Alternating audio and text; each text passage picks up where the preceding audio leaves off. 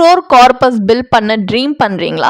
வாங்க 4 ஸ்மார்ட் வேஸ்ல அது எப்படி வந்து ரியாலிட்டியா மாத்துறதுன்னு அது உங்க டைம்லைனுக்கு ஏத்த மாதிரி பார்ப்போம். ஸோ ஒரு 45,000 rupees பர் மந்த் நல்லா பர்ஃபார்ம் பண்ற ஒரு ஈக்விட்டி மியூச்சுவல் ஃபண்ட், அது 12% ஆனுவல் ரிட்டர்ன் கொடுக்கக்கூடிய ஒரு ஃபண்ட்ல எஸ்ஐபி மூலமா இன்வெஸ்ட் பண்ணீங்கன்னா ஜஸ்ட் 20 இயர்ஸ்ல 4 crores நீங்க ஹிட் பண்ணலாம். இது வந்து ஒரு ஸ்டெடி லாங் டேர்ம் பிளானுக்கு பர்ஃபெக்டா இருக்கும்.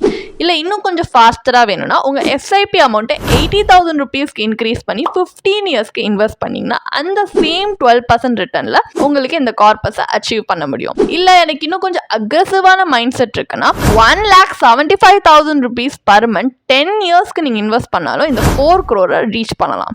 இல்ல நான் கொஞ்சம் ஹரியில இருக்கேன்னா டஃப் தான், பட் இம்பாசிபிள் கிடையாது.